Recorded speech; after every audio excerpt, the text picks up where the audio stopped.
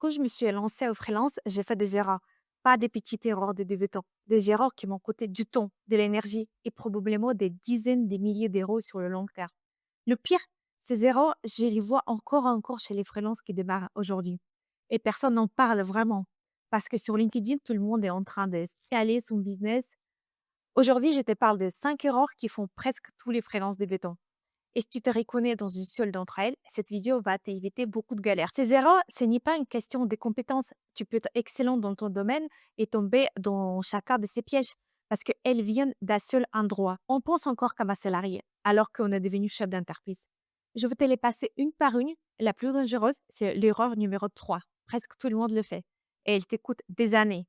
C'est parti. Fixer son TGM trop bas pour être compétitif. La première erreur, c'est de fixer son tarif journalier trop bas. Je n'y parle pas des manques de confiance en soi. Enfin, si un peu, mais surtout d'un mauvais calcul. Voilà ce que s'est dit le freelance débutant. Je vais mettre 300 euros par jour pour commencer. C'est moins cher que les autres, je vais trouver des clients plus facilement. Le problème, tu n'y factures pas 365 jours par an. En réalité, un freelance bien établi facture entre 150 et 200 jours par an. Le reste du temps, prospection administrative, intercontrat, congé. Donc 300 euros sur 150 jours, 45 000 euros brut annuels. Au micro-entreprise, tu as 26% de cotisation sociale, ça fait environ 33 000 euros net. Et donc, c'est pour ça que tu as quitté ton CDI.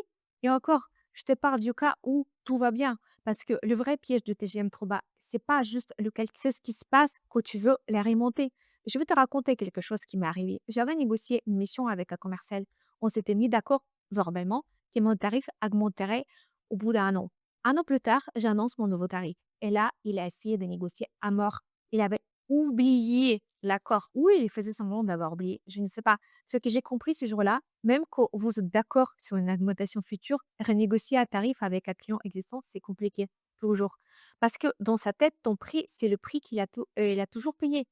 Et tout ce qui se dépasse, c'est une perte pour lui. Donc, n'y te rate pas au départ. Parce que corriger une erreur de TGM, après coup, c'est une bataille que tu ne veux vraiment pas avoir à mener. Avant de fixer ton TGM, fais le calcul à l'envers. Quel revenu net tu veux dégager par an? Divise par le nombre de jours facturables réellement. Là, tu as ton vrai plancher. J'ai bientôt une vidéo qui sort sur ce sujet. Je te mets la description dès qu'elle est en ligne. Erreur numéro 2, c'est couper du marché quand on est en mission. Deuxième erreur, tu décroches une mission, super. Et là, tu coupes tout. Tu décroches plus les appels des commerciaux, tu ignores les sollicitations sur LinkedIn. Tu te dis, j'ai une mission, j'ai pas besoin de ça. Je ne dis pas qu'il faut prospecter activement en permanence. Tu peux tout à fait chercher ta prochaine mission à la fin de celle en cours. C'est logique, c'est humain. Mais l'erreur, c'est couper complètement du marché. Parce que ces appels de commerciaux que tu ignores, ils ne te servent pas juste à trouver une mission, ils te servent à savoir ce qui se passe. Quels profils sont recherchés? Quels TGM sont pratiqués au ce moment? Quel techno monte? Quel secteur recrute? Moi, je réponds toujours à ces appels, même quand je suis en mission, même quand je ne cherche à rien. Pas pour accepter, pour écouter. C'est comme ça que tu restes calibré sur le marché. Et quand ta mission se termine et que tu cherches vraiment, tu n'y repars pas de zéro. Tu sais déjà ce qui existe, tu as déjà des contacts chauds et le freelance qui se coupe du marché pendant 12 ou 18 mois, il ressort avec un radar complètement déréglé et il négocie son prochain TGM dans le brouillard. Erreur numéro 3, n'y pas savoir se vendre. Celle-là, c'est la plus pigeuse et c'est celle que les meilleurs profils font le plus souvent. En CDI, tu étais dans ta zone de confort. Tout le monde te connaissait. Ton manager savait ce que tu valais. Tes collègues savaient sur quoi tu travaillais. Tu n'avais pas prouvé grand-chose au quotidien. Et puis, tu te lances au freelance. Et là, tout le monde s'en fout. Personne ne te le connaît, personne ne connaît tes compétences. Tu repars des zéro. Même si tu as 10 ans d'expérience derrière toi. J'ai rencontré des gens qui me disaient, moi, je peux vendre n'importe quel produit, mais me vendre moi, ça, je ne sais pas faire. Et c'est exactement le problème, parce qu'au freelance, le produit, c'est toi. C'est tes compétences, ton expérience, ta façon de travailler. Si toi, tu n'es pas convaincu de ta valeur, ça se voit immédiatement. Mais même si tu es convaincu, il faut encore savoir l'exprimer, savoir parler de ce que tu fais simplement, savoir expliquer ce que tu apportes concrètement à un client. Ce n'est pas inné, c'est une compétence. Ça s'apprend, ça se travaille. Et plus tôt tu t'y mets, plus vite tu décroches des missions dans des bonnes conditions. Donc oui, reste excellent dans ton domaine, mais investis aussi dans ta capacité à te présenter, à convaincre, à créer de la confiance rapidement. Parce que le client n'achète pas seulement des compétences, il achète quelqu'un en qui il a confiance. Quatrième erreur, n'est pas se renseigner sur les obligations de son statut. Quatrième erreur, et celle-là, elle est moins sexy. Elle peut faire très mal. La micro-entreprise, c'est le statut qu'on conseille souvent aux débutants. Et c'est vrai que c'est simple à créer, quelques clics et est officiellement freelance. Mais simple à créer ne veut pas dire sans obligation. Et ces obligations, c'est l'URSSAF qui les gère. L'URSSAF, ce n'est pas un organisme sympa qui ferme les yeux. Si tu te plantes, tu payes point. Deux exemples concrets qui peuvent vite tourner mal. Premier exemple, les comptes bancaires. En micro-entreprise, tu as l'obligation de séparer ton compte personnel à ton compte professionnel. Ce n'est pas un conseil de bon sens, c'est une obligation légale. Si tu mélanges tout sur le même compte et qu'un contrôle arrive, tu vas passer des heures à justifier chaque transaction. Ouvre un compte dédié dès le départ. Une banque en ligne gratuite, ça suffit. Tout ce qui rentre lié à ton activité passe par là. Toutes les dépenses pro aussi. C'est réglé.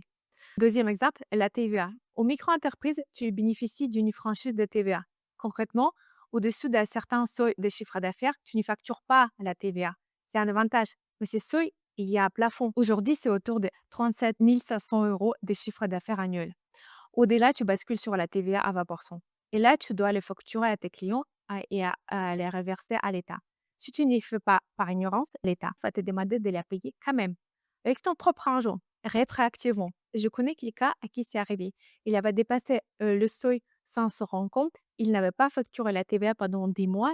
Et quand l'État l'a rattrapé et a dû rembourser 20% sur tous les chiffres d'affaires au-delà du seuil de sa poche, avec l'argent qu'il avait déjà dépensé. Pour te donner une idée concrète, imagine que tu as facturé 100 000 euros dans l'année.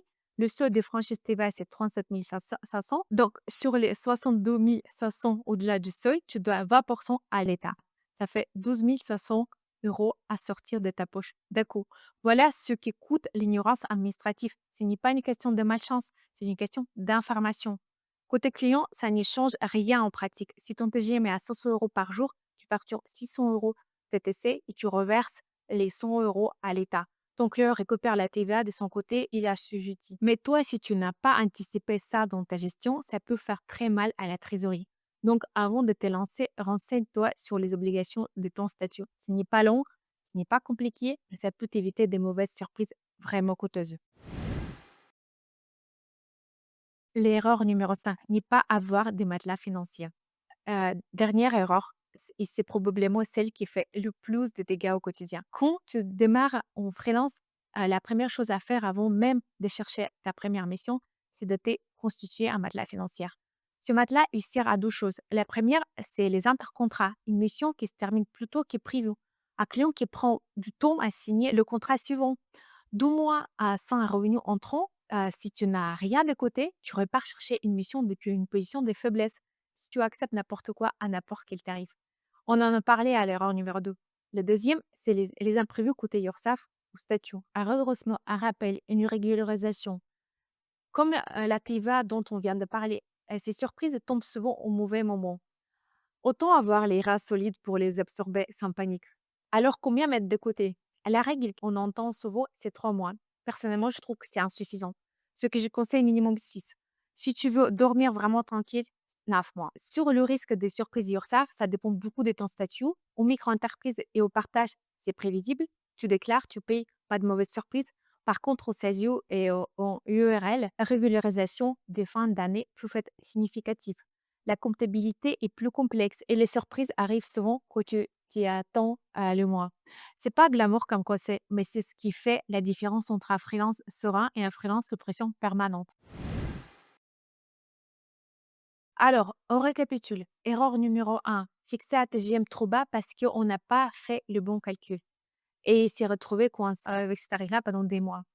Erreur numéro 2, c'est couper complètement du marché quand on est en mission et perdre le fil de ce qui se passe vraiment dehors. Erreur numéro 3, croire que les compétences parlent d'elles-mêmes, alors que le produit que tu vends, c'est toi. Et ça s'apprend. Erreur numéro 4, n'y pas se renseigner sur les obligations de son statut. Parce que URSSAF, elle connaît les règles par cœur. Erreur numéro 5, démarrer sa matelas financière. Minimum 6 mois, idéalement 9 mois. Pas juste pour les intercontrats, pour tout ce qui peut arriver qu'on est à son compte. C'est que ces 5 erreurs ont en commun. elles viennent toutes du même endroit. On se lance au freelance avec des réflexes de salariés. On pense que les règles du jeu sont les mêmes, mais elles ne le sont pas. Le plus tôt tu intègres que tu es maintenant chef d'entreprise, pas juste un bon technicien disponible à la journée, le plus tôt les choses se mettent vraiment en place. Dis-moi en commentaire laquelle tu as faite ou laquelle tu es en train de faire en ce moment. Sans jugement, on est tous passés par là. J'ai bientôt 2 vidéos qui sortent sur, ces sujets-là. Comment calculer son vrai TGM et la comparaison financière réelle entre CDI et freelance. Je te les mets en description dès qu'ils sont en ligne. Et si cette vidéo t'a apporté quelque chose, tu sais ce qu'il te reste à faire. À bientôt.